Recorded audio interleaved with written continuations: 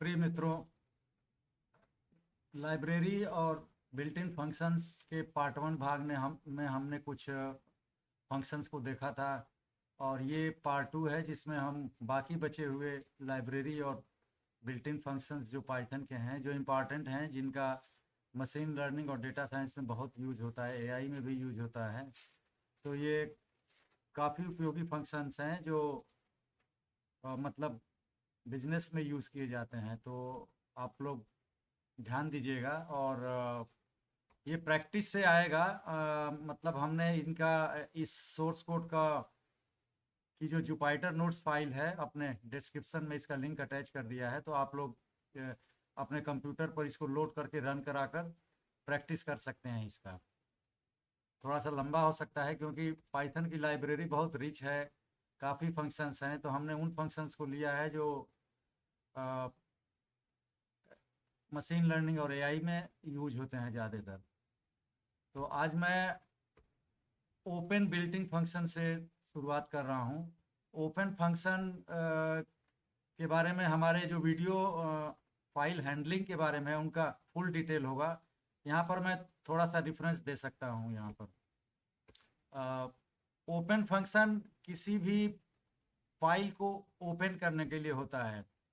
अब किसी फाइल को हम केवल रीड करने के लिए ओपन कर सकते हैं, या उसमें कुछ राइट करने के लिए ओपन कर सकते हैं, या उसमें कुछ जो अभी लिखा है टेक्स्ट उसमें कुछ और जोड़ने के लिए भी लिख सकते हैं। जैसे कि इसको अपेंड मोड कहा जाता है। तो फाइल खोलने का ये सिंटेक्स है जिसे ओपन फंक्शन कॉल करेंगे और उसमें कौन सी फाइल खोलना है उसका पूरा पाथ देंगे। ये जैसे यहाँ पर हमने दिया हुआ है सी ड्राइव में कोड फोल्डर के अंदर my file dot T x T है। इसमें ये ध्यान दीजिएगा कि ये पाथ की जो स्ट्रिंग है उसमें हमने आर दिया है फॉर रा बाइट्स। तो इसका मतलब हम डबल कोट के अंदर, चाहे विंडोज़ हो चाहे यूनिक्स हमारा कंप्यूटर हो, तो फाइल के जो सेपरेटर हैं जैसे बैक स्लैश है या फॉरवर्ड स्लैश है, उससे कुछ फर्क नहीं पड़ेगा, हम कुछ भी लिख सकते हैं। यहाँ पर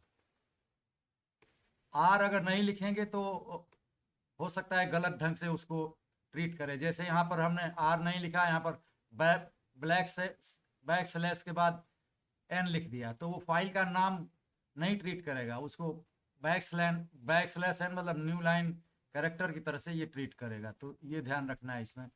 अब ओपन फंक्शन के नॉर्मली दो पैरामीटर होते हैं। एक तो ये फाइल का पाथ हो गया, पहला पैरामीटर कामा देकर, दूसरा पैरामीटर है मॉड। यहाँ आर मतलब रीड मोड में खुलेगी।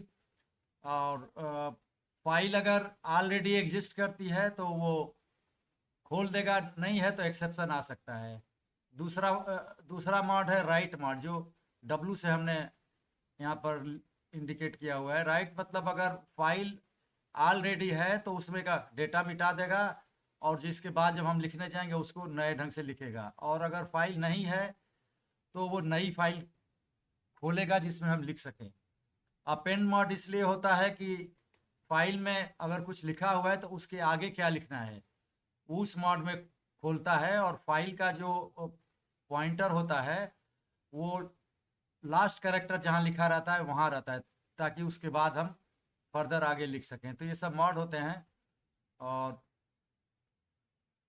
जब ओपन होती है फाइल तो एक फाइल ऑब्जेक्ट रिटर्न करता है जिसको हमने नाम दिया है एफओ। अब एफओ के ढेर सारे फंक्शन है, रीड करना है या राइट करना है। तो अभी हम जैसे ये देख रहे हैं, ये एक हमने देखिए यहाँ पर हमने ओपन किया test2.txt फाइल।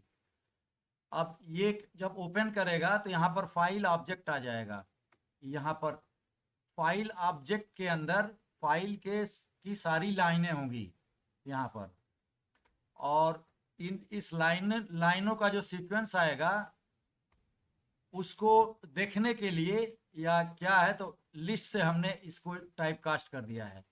और इस पूरे के ऊपर प्रिंट फंक्शन हमने कॉल किया। तो मतलब test2.txt की फाइल को जो कंटेंट है वो हम देखना चाह रहे हैं, रीड करना चाह रहे हैं। बाय डिफ़ॉल्ट हमने इसमें मॉड नहीं दिया है, ए डब्ल्यू या आर। इसका मतलब बाय डिफ़ॉल्ट रीड मॉड होता है।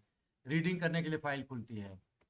अब यहाँ पर ये ध्यान दीजिए कि हमने फाइल जो ओपन किया फाइल ऑब्जेक्ट में, तो इसने जो सीक्वेंस जनरेट किया उसको हमने लिस्ट से टाइप कास्ट कर दिया। तो ये जो है फाइल की जो लाइनें हैं उनको जो है लिस्ट के एलिमेंट के रूप में दिखाएगा।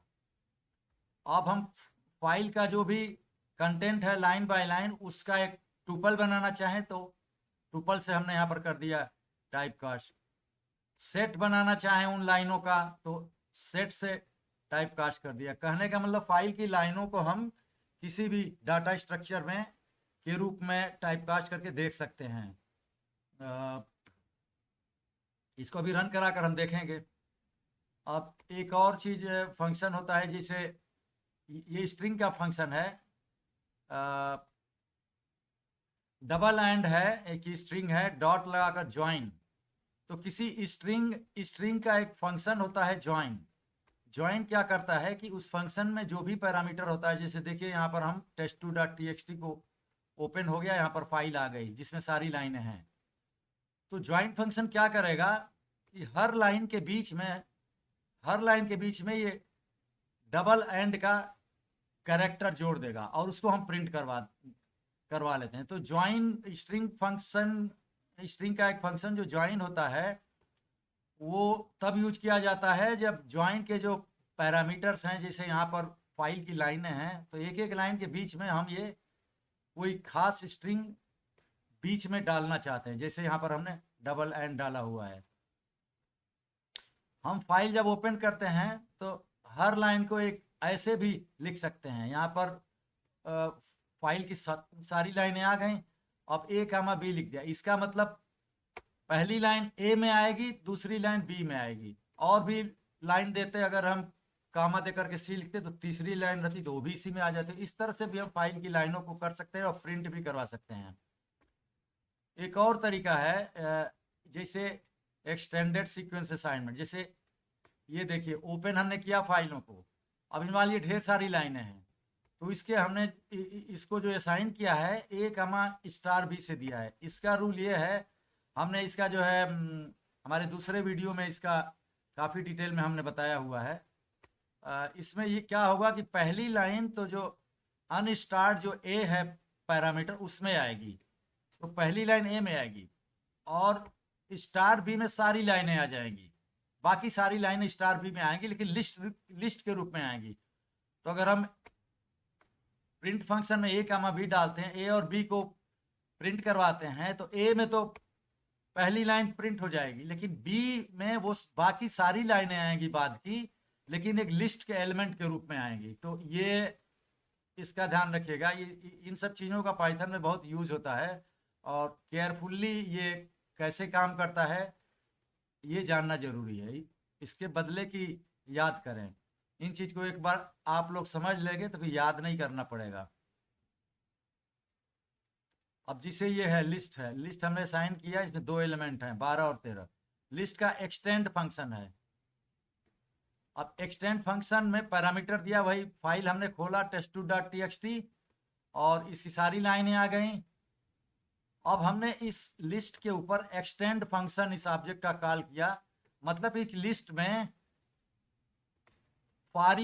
ये इस फाइल की सारी लाइनों को जोड़ दो, तो एक एक लाइन उस एल लिस्ट में जुड़ जाएगी। इसका आउटपुट जैसे ये देखिए, आप अगर करते हैं, देखियो ओरिजिनल लिस्ट में 2 एलिमेंट थे। जब हमने एक्सटेंड फंक्शन का कॉल किया लिस्ट का और फाइल की सारी लाइनों को जोड़ा, तो ये लिस्ट देखिए, ये एल को हमने प्रिंट करा तो ऐसे हो गई। एक चीज़ और बात है, जो ओपन फंक्शन कॉल होता है और फाइल सारी लाइनों को स्टोर करता है, तो चूंकि किसी भी फाइल में कई लाइनें होती हैं, तो हर लाइन के अंत में वो \n कैरेक्टर स्टोर करता है। इससे ये मालूम चलता है कि इसके बाद जो लिखना है वो नई लाइन में लिखना है। इसको हम एक्सिक्यूट कराते हैं। देखिए जो इसके पहले जो ये बताए थे, इस सेल को देखिए क्या रिटर्न किया इसने। देखिए ये रिटर्न किया उसी फाइल का कंटेंट पहली लाइन और first line and second line list के रूप में किया।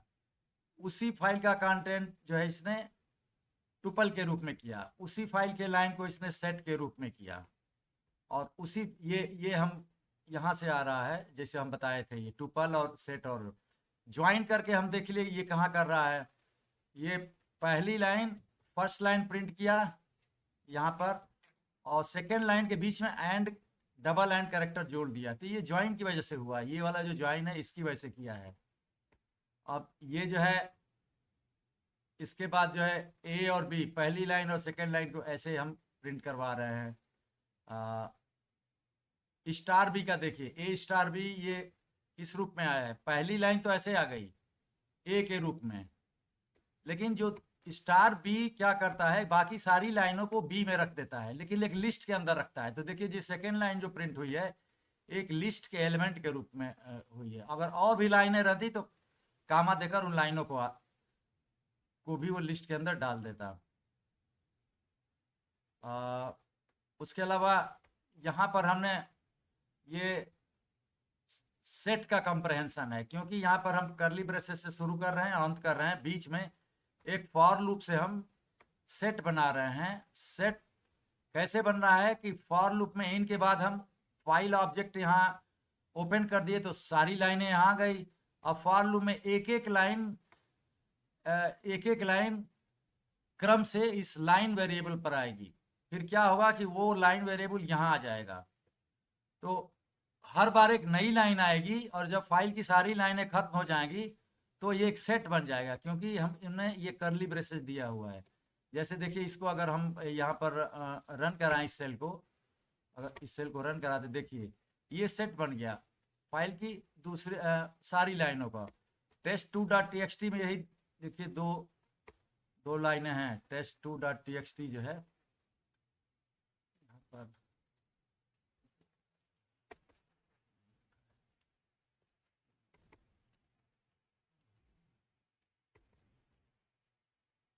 देखिए ये test2.txt यहाँ पर है, ये है,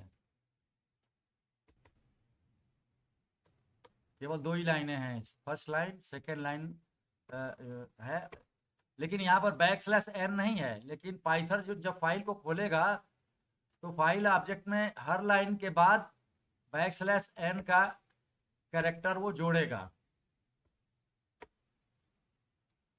जिसे यहाँ जुड़ा हुआ है पहली लाइन के बाद, यहाँ सेकेंड लाइन के बाद जुड़ा हुआ है।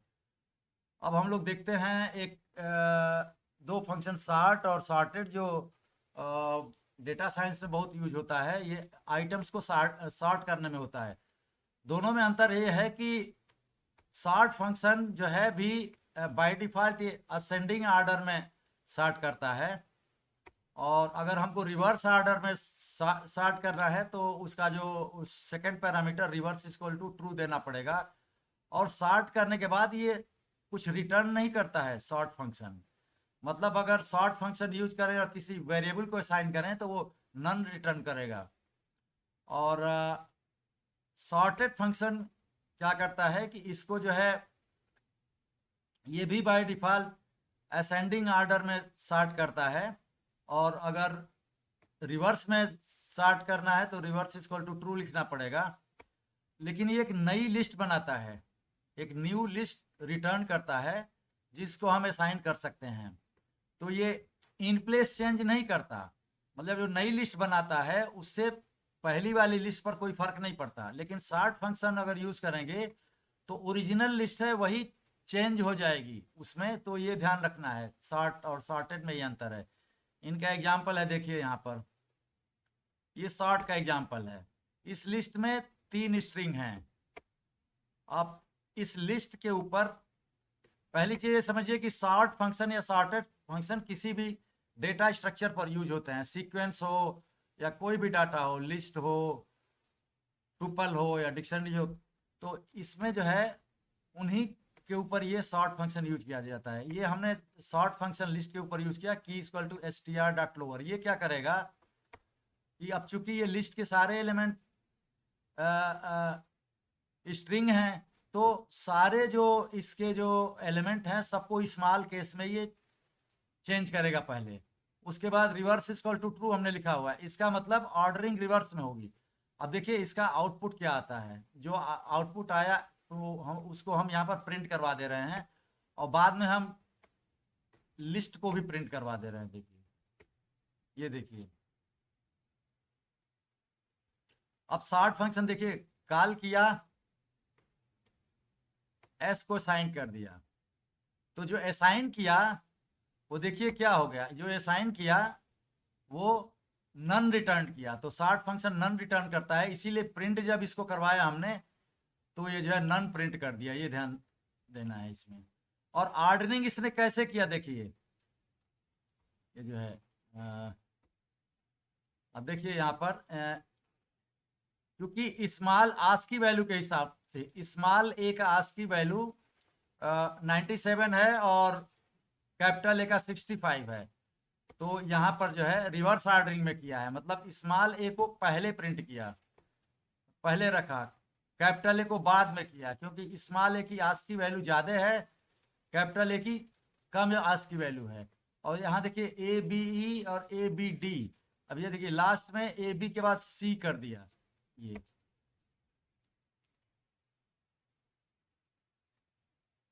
सॉर्टेड फंक्शन देखिए ये यूज कर रहे हैं, तो यहाँ पर सॉर्टेड फंक्शन में वही लिस्ट के 3 एलिमेंट हैं और हमने ये भी रिवर्स इक्वल टू ट्रू कर दिया, ये भी वही काम करेगा कि भाई उसी तरह से सॉर्टिंग इसने किया है, रिवर्स में किया। अगर असेंडिंग ऑर्डर में करना होता तो सेकंड पैरामीटर हम ना देते, रिवर्स इक्वल टू ट्रू ना देते।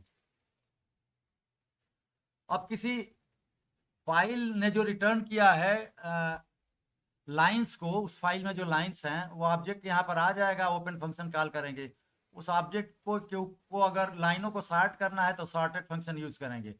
और हमने सॉर्ट किया और देखिए क्या इसका आता है, एक्स को प्रिंट कर रहे हैं, इसने जो है सॉर्ट करके ये प्रिंट कर दिया। बाय डिफॉल्ट ये असेंडिंग ऑर्डर में सॉर्ट किया है, क्योंकि एफ की आस्क की वैल्यू कम है और स्मॉल एस की ज़्यादा आस्क की वैल्यू है।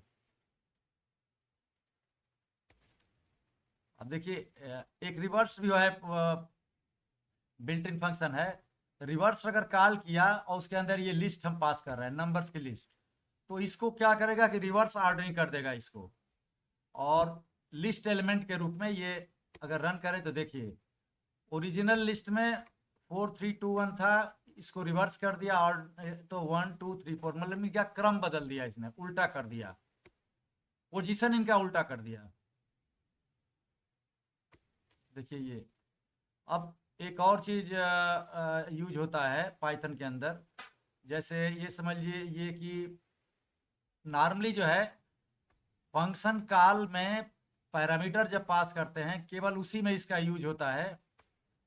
इसका एग्जांपल हम देते हैं यहाँ पर, जैसे सेक एक लिस्ट है, 4 एलिमेंट है 1 2 3 4, अगर हम स्टार सेक पे अगर की वैल्यू अगर जानना चाहें तो देखिए यहाँ एरर आ गई, can't use start expression here. तो स्टार्ट एक्सप्रेशन जो है ये हमने, जिसे सेक एक लिस्ट है, इसके आगे स्टार सेक अगर लिखेंगे तो इसकी कोई वैल्यू नहीं होगी, लेकिन इसका यूज कहाँ है अभी देखिए हम यूज करेंगे इसको, इससे काफी चीजें आसान हो जाती। जैसे देखिए ये वही सेक है, 4 एलिमेंट है, अब मैक्स फंक्शन यूज किया, मतलब इस लिस्ट के जो एलिमेंट हैं इसमें से जो मैक्सिमम है उसको जो है जानना है, तो हमने स्टार सेक यूज किया। देखिए स्टार सेक क्या करेगा कि ये जो लिस्ट के रूप में चारों एलिमेंट हैं उनको एक पैरामीटर के रूप में यहाँ पर रख देगा, मतलब इनको अनपैक कर देगा। ये लिस्ट के रूप में जो पैक्ड हैं, अनपैक का मतलब ये लिस्ट का सिंबल हटा करके कामा से सेपरेट कर देगा। तो ऐसे कर देगा कि मैक्स फंक्शन हम 4 पैरामीटर पास कर रहे हैं, जैसे ये इस तरह से हो जाएगा मैक्स, फिर चारों वैल्यू कामा से सेपरेटेड हो गई। तो स्टार, ये जो स्टार करके सेक लिखे हैं, ऐसा हम केवल फंक्शन कॉल में ही यूज करना है इसको। इसी तरह का एक और एग्जांपल है, देखिए ये फंक्शन है, फंक नाम से 4 पैरामीटर आ रहे हैं और चारों पैरामीटर को प्रिंट करना है ABCD को, लेकिन ABCD के बीच में सेप इक्वल टू एंड कैरेक्टर डाला है, मतलब ABCD प्रिंट करो और बीच में एंड कैरेक्टर डाल दो। अब वही फंक्शन देखिए यहाँ से कॉल कर रहे हैं, तो फंक्शन जब कॉल करेंगे तो प्रिंट करेगा। अभी देखिए हम इसको हम रन करवा रहे हैं। तो देखिए फंक्शन का पहला फंक्शन कॉल किया तो एंड वही डाल दिया, अब दूसरा फंक्शन कॉल कर रहे हैं, वही फंक्शन कॉल कर रहे हैं, लेकिन यहाँ पर लिस्ट के पहले स्टार लगा दिए।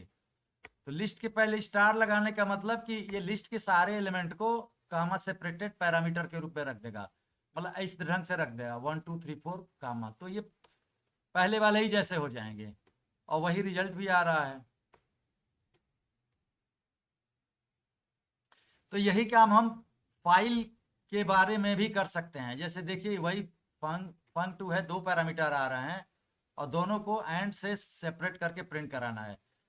फंक2 हमने कॉल किया और पैरामीटर में test.txt की लाइनें पास किया, क्योंकि ओपन फंक्शन जो रिटर्न करता है, जो आइटरेटर ऑब्जेक्ट जो रिटर्न करेगा उसमें सारी लाइनें होगी, उसके ऊपर स्टार हमने लगा दिया, स्टार उसके पहले लगाया, तो मतलब उन सारी लाइनों को कामा से वो सेपरेट कर देगा, मतलब स्ट्रिंग के रूप में। और वो सारी स्ट्रिंग यहाँ पर चूंकि इस फाइल में 2 ही लाइनें हैं, तो यहाँ पर 2 ही पैरामीटर लिखा और मतलब फाइल की लाइनों को के बीच में एंड डालकर वो प्रिंट कर देगा। देखिए वही है, फर्स्ट लाइन आई और ये सेकेंड लाइन आई, लेकिन बीच में एंड आ गया। तो यही काम हम मतलब किसी ओपन करके जो फाइल की लाइनें आई हैं, जो आइटरेटर आया है, उसमें भी स्टार का यूज हम ऐसे ही कर सकते हैं। आइटरेशन प्रोटोकॉल का भी काफ़ी यूज होता है। तो आइटरेशन प्रोटोकॉल के एग्जांपल हम बताते हैं। ये जैसे मान लीजिए कोई लिस्ट है, अगर लिस्ट जो है आइटरेबल होता है, आइटरेबल मतलब लिस्ट के एक एक एलिमेंट को हम एक्सट्रैक्ट कर सकते हैं, उसका यूज कर सकते हैं।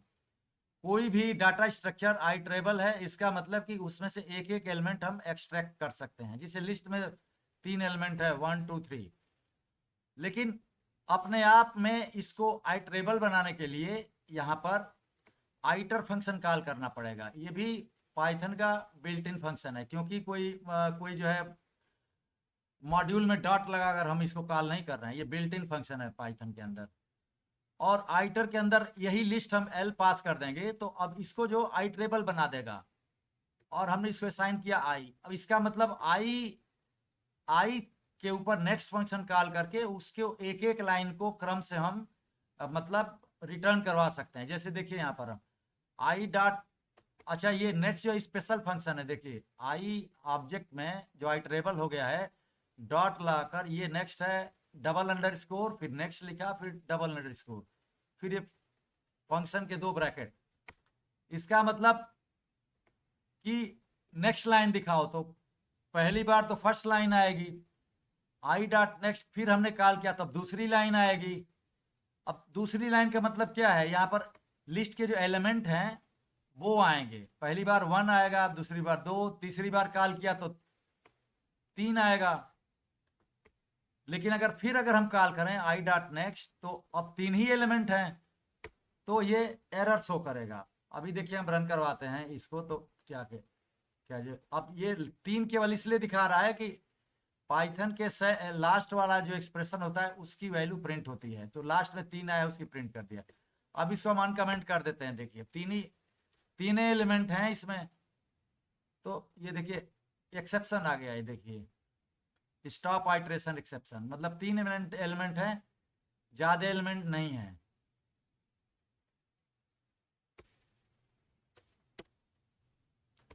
तो किसी भी डाटा स्ट्रक्चर को आइटरेबल बनाने के लिए उसमें से एक एक आइटम निकालने के लिए आइटर फंक्शन कॉल करेंगे और उस डाटा स्ट्रक्चर को पास करेंगे, और एक एक एलिमेंट को इस तरह से I dot next function call करके निकालेंगे। इस ध्यान रखना पड़ेगा कि कहीं ऐसा ना हो कि खत्म हो जाए सारे एलिमेंट और फिर हम नेक्स्ट कॉल कर रहे हैं, तो ये करने पर एरर आएगी। तो इसको हैंडल करने के लिए पूरे इन स्टेटमेंट्स को ट्राई एक्सेप्ट ब्लॉक में डालना पड़ेगा। अब यही काम जैसे हमने लिस्ट के एक एक एलिमेंट को यहाँ पर लिया, एक्सट्रैक्ट किया है, फाइल के साथ भी वही कर सकते हैं। देखिए ओपन किया, वही test.txt फाइल, एफ ऑब्जेक्ट को रिटर्न हुआ। अब एक चीज अंतर यह है कि फाइल का जो ऑब्जेक्ट होता है सेल्फ में आइटरेबल होता है, तो आइटर फंक्शन कॉल करने की जरूरत नहीं है जैसा हमने लिस्ट पर किया था। तो ये सेल्फ आइटरेबल है F, F dot next call करेंगे तो पहली लाइन निकालेगा, एफ डॉट नेक्स्ट करेंगे तो दूसरी लाइन यहाँ पर प्रिंट करेगा। अब चूंकि लास्ट में एफ डॉट नेक्स्ट है तो दूसरी लाइन ही ये प्रिंट करेगा। देखिए यहाँ पर दिस इज सेकंड लाइन। अब टेस्ट डॉट टी हम देखें तो इसी हमारे ही फोल्डर में है, और मतलब ये जुपिटर नोट जिस फोल्डर से हमने रन करवाया है उसी में देखिए सेकंड लाइन हमने 2 बार किया है तो सेकंड लाइन ये दिखा दिया।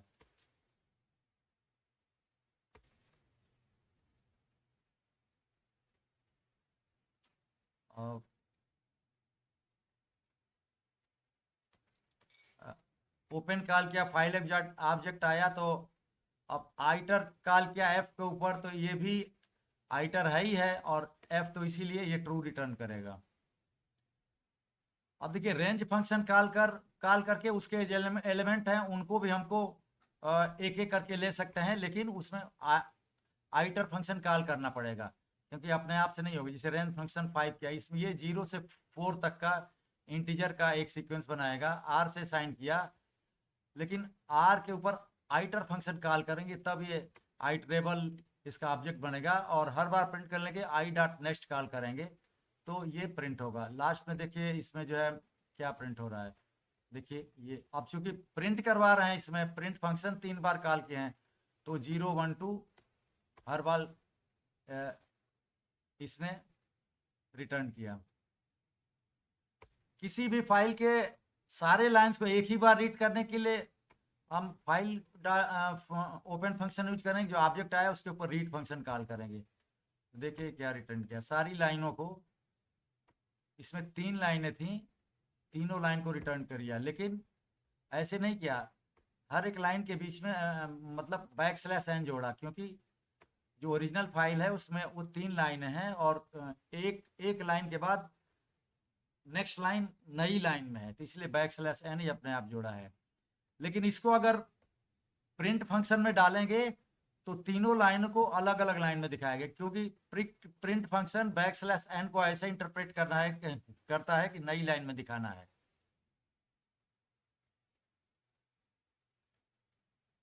अब जिसे इसी को अगर इस पर प्रिंट फंक्शन कॉल करें तो देखिए दिखा दिया, तो ये अंतर होता है।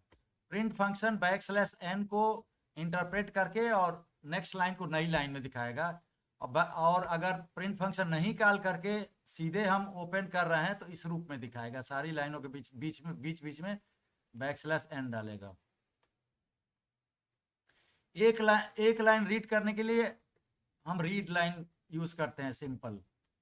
देखिए किया तो पहली लाइन इसका आउटपुट हो गया। अगली बार रीड करना है तो एफ डॉट रीड लाइन, तो एक लाइन रीड करेगा, दिस इज सेकंड लाइन। देखिए यहाँ पर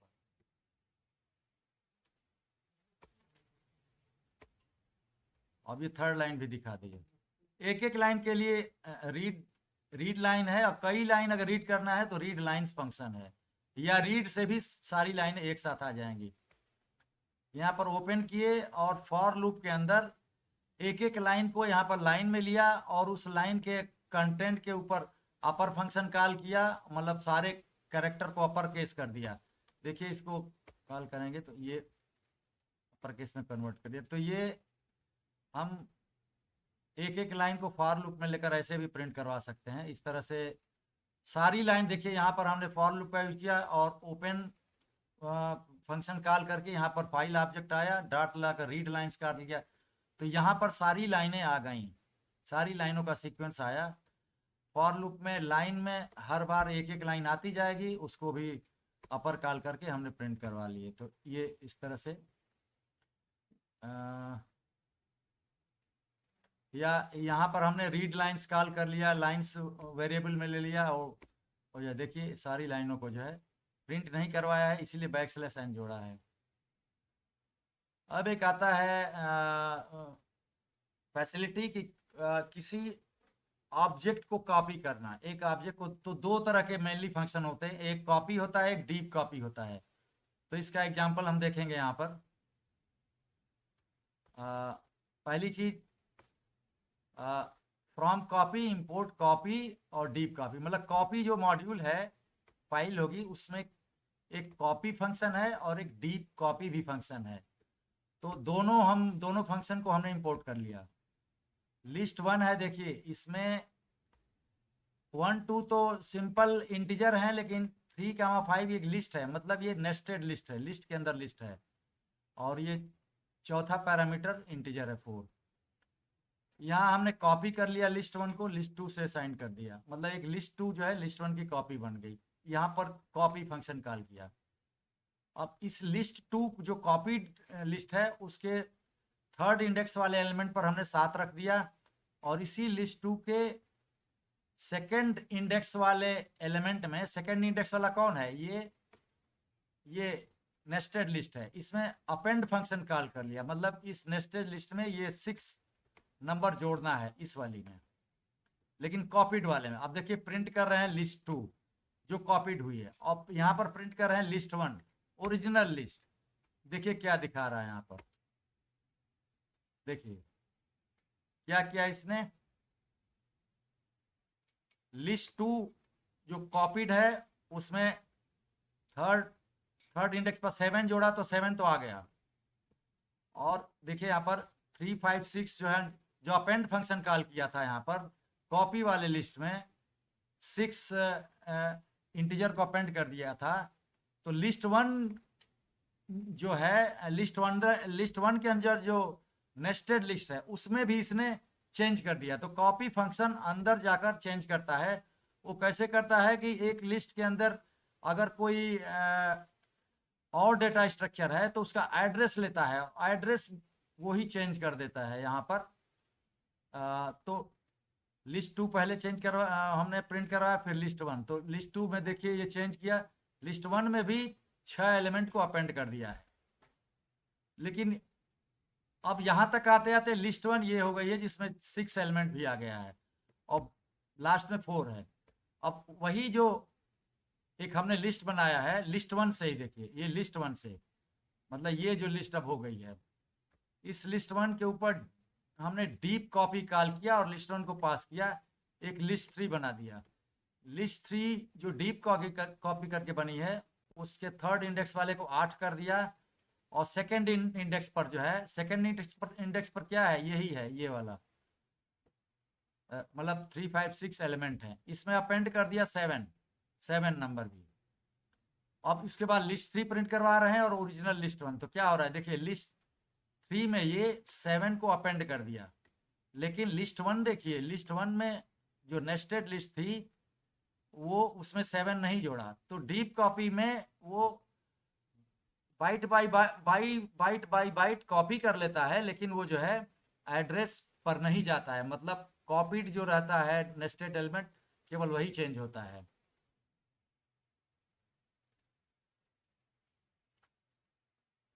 एक और पाइथन के अंदर लाइब्रेरी फंक्शन है जो डेट और टाइम को जानने के बारे में है, किसी भी टाइम पर क्या डेट है, और मतलब minute, second, hours, day of month, day of week, year कौन सा है, ये हम जान सकते हैं, जिसके लिए एक टाइम मॉड्यूल है, और भी डेट टाइम भी मॉड्यूल है, कैलेंडर मॉड्यूल है। देखते हैं इनके बारे में छोटा। वैसे तो इसमें ढेर सारे फंक्शंस हैं, लेकिन जो इम्पोर्टेंट जो फंक्शन है केवल वही यहाँ पर हम देंगे। देखिए पहले इंपोर्ट करना पड़ेगा टाइम मॉड्यूल को, इंपोर्ट करा लिया, फिर उस टाइम मॉड्यूल का हमने टाइम फंक्शन कॉल किया। तो ये क्या करेगा, ये रिटर्न करता है एक जो है, देखिए ये रिटर्न किया है यहाँ पर ये लंबा सारा नंबर। तो ये क्या है, एक्चुअली इस समय जिस मोमेंट पर हम ये रन करवाए हैं, इस फंक्शन कॉल किए हैं और सेकंड को असाइन किए हैं, उस समय 1 जनवरी 1970 12 बजे रात के बाद से लेकर और इस मोमेंट पर जब हम रन करवा रहे हैं कितने सेकंड हो गए हैं, उन सेकंड की वैल्यू को यहाँ पर ये प्रिंट करवा रहा है। तो टाइम मॉड्यूल का टाइम फंक्शन रिटर्न करता है सेकंड्स, कितने सेकंड बीते हैं इस समय 1 जनवरी 1970 को 12 बजे रात के बाद से लेकर अब तक। तो इसको देखते हैं और प्रैक्टिकल यूज क्या है। यहाँ पर इंपोर्ट किया टाइम को, और टाइम का सी टाइम फंक्शन कॉल करेंगे तो ये करंट टाइम को रिटर्न करेगा।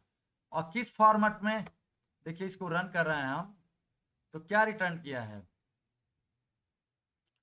संडे, मतलब संडे अप्रैल 26, 22 मतलब 10:11:17। ये तो ये फॉर्मेट में रिटर्न करता है, इस फॉर्मेट में, मतलब कौन सा दिन है वीक का, कौन सा मंथ है और कौन सा ईयर है। फिर पहला पैरामीटर 22 है, मतलब 10 बजे रात, और 11 जो है मिनट, और 17 सेकंड।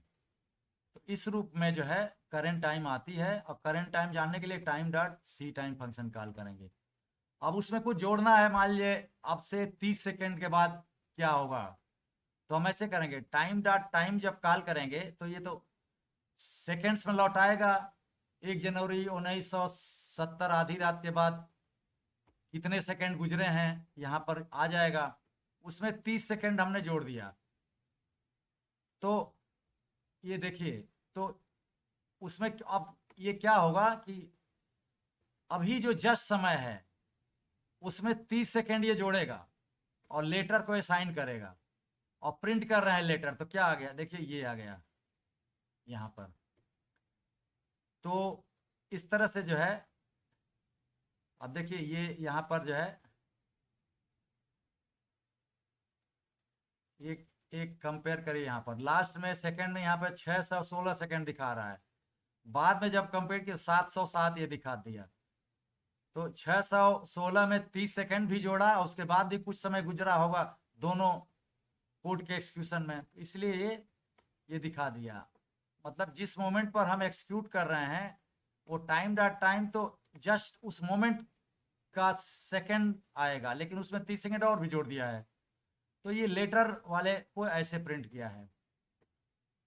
और इसको टाइम फॉर्मेट में अगर प्रिंट करना है तो देखिए टाइम का सी टाइम कॉल करेंगे, उसमें लेटर, लेटर ये सेकंड्स है, कितने सेकंड बीते हैं, तो उसको प्रिंट किया है। तो देखिए ये अप्रैल 12 ये जो है यहाँ पर देख ले, ये ऐसे प्रिंट कर दिया।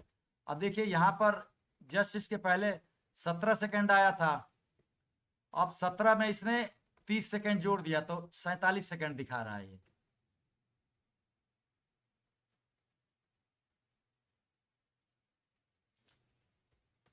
इंपोर्ट किया टाइम को, टाइम डॉट जीएम टाइम करेंगे तो ग्रीनविच मीन टाइम दिखाया जाएगा, जो ग्रीनविच एक शहर है लंदन के पास, उसका इंटरनेशनल टाइम वो दिखाएगा। और लोकल टाइम करेंगे तो ये लोकल टाइम दिखाएगा। देखिए ये रन करा रहे हैं इस पूरे सेल को, देखिए टाइम डॉट जीएम टाइम एक टाइम स्ट्रक्चर के रूप में रिटर्न करता है, मतलब time dot struct time object.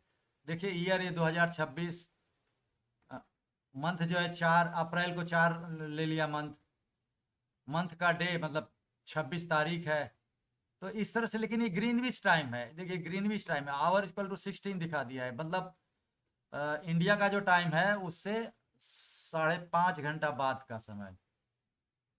बाद मतलब कि अभी अगर 10 बजा है तो वहाँ जो है 5:30 मतलब ये टाइम 5.5 घंटा बाद का समय दिखाया है। लोकल टाइम देखिए ये जो है, जैसे time dot local time call किया तो इंडिया का समय दिखाएगा LT यहाँ पर।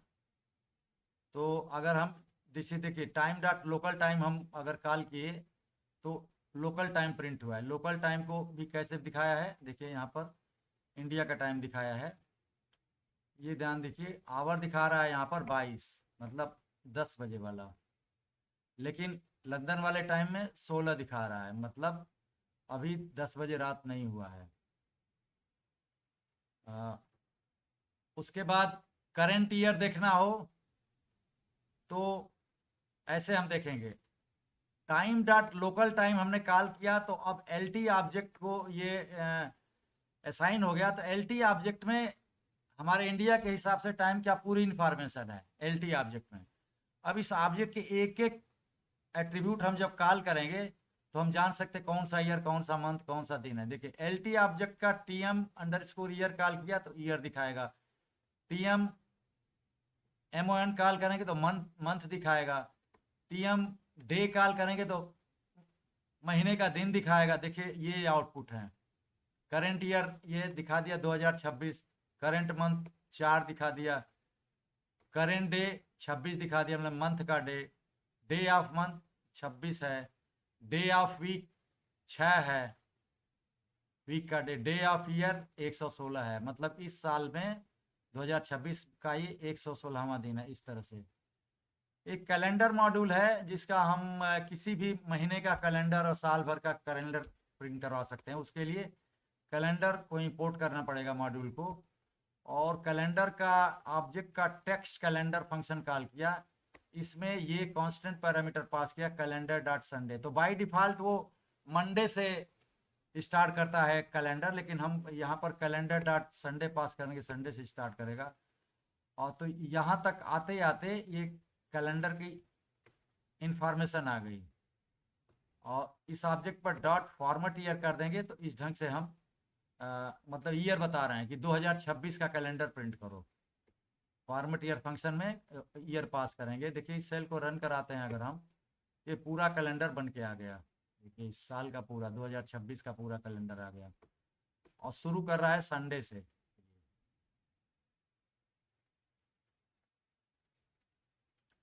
एक डेट टाइम मॉड्यूल भी काफ़ी फ्लेक्सिबल है, इसका भी टाइम जानने के लिए यूज़ किया जाता है। डेट और टाइम इसमें दोनों आ जाते हैं। इसके कुछ एग्जांपल हैं, देखिए date time, from date time import date time. इसका मतलब कि फ्रॉम के बाद जो आता है वो मॉड्यूल होता है, मतलब फाइल कोई हो सकती है, पाइथन की लाइब्रेरी फाइल, और उस फाइल में से इंपोर्ट करो डेट टाइम। मतलब डेट टाइम जो ऑब्जेक्ट है उस फाइल में है या एट्रीब्यूट है, उसको इंपोर्ट करो। तो हमने from file import date time का यूज़ कर लिया। अब उसके बाद हम जो कर रहे हैं वो ये कर रहे हैं कि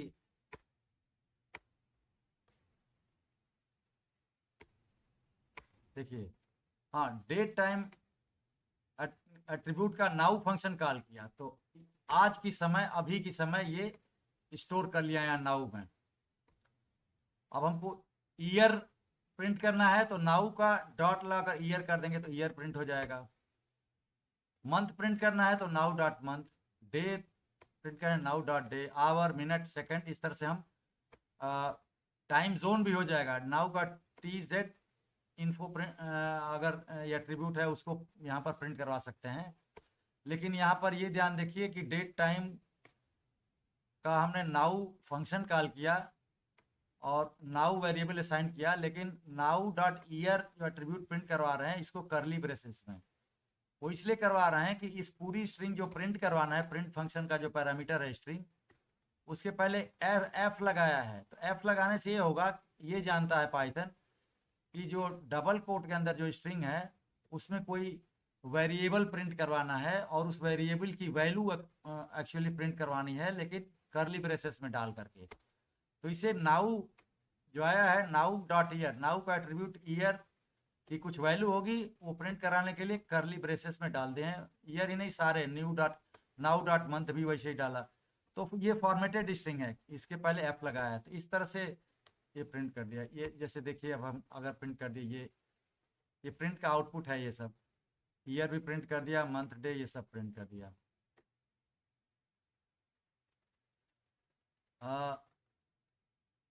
हम इसके ऊपर मतलब वो भी कर सकते हैं, अरिथमेटिक ऑपरेशन, मतलब टाइम को जोड़ घटा भी सकते हैं। इसके लिए टाइम डेल्टा एक होता है, टाइम डेल्टा फंक्शन होता है, वो भी डेट टाइम मॉड्यूल में रहता है। तो from date time module import date time function और टाइम डेल्टा फंक्शन, दोनों को इंपोर्ट कर लिया। अब डेट टाइम डॉट नाउ तो रिटर्न करेगा इस समय का टाइम, तो करेंट टाइम। अब इस करेंट टाइम में हमको जोड़ना है, मान लीजिए कोई और टाइम, तो क्या करेंगे कि टाइम डेल्टा फंक्शन कॉल करेंगे और 7 दिन और 3 घंटे जोड़ना है। तो डेज इक्वल टू 7 लिखेंगे, फिर कामा लगाकर आवर्स इक्वल टू 3 लिखेंगे। इससे क्या होगा कि करेंट टाइम जो इस समय का टाइम है, उसके बाद उसके 7 दिन के बाद, 7 दिन और 3 घंटे के बाद क्या टाइम होगा उसकी इंफॉर्मेशन फ्यूचर टाइम में आ जाएगी। और यहाँ पर करेंट टाइम को भी देखिए प्रिंट करवा रहे हैं, ये फॉर्मेटेड स्ट्रिंग में एफ लगाकर और करेंट टाइम की वैल्यू यहाँ पर करली ब्रेसेस में करा रहे हैं। फ्यूचर टाइम जो आया है, फ्यूचर टाइम की वैल्यू यहाँ प्रिंट होगी।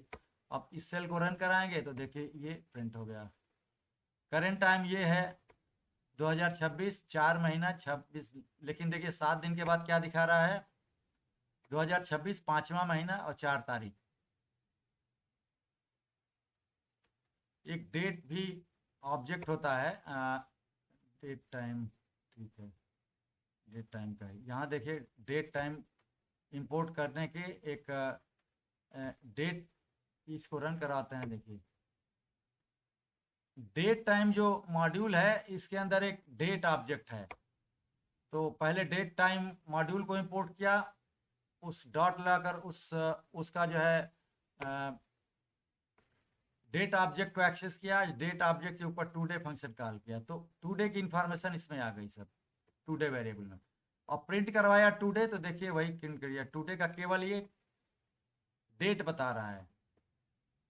और इसका जो है करेंट टाइम जानना है, टुडे डॉट सी टाइम, तो करेंट टाइम बता दिया। ईयर अलग अलग बता देता है ये टुडे का, मंथ और डे, तो ये सब ईयर और मंथ भी हम ऐसे कॉल करके प्रिंट करवा सकते हैं। ठीक है, तो आज हमने पार्ट सेकेंड जो library and built in functions of Python है उसका पूरा कर दिया, और ये सेशन अभी हम क्लोज कर रहे हैं। Thank you very much.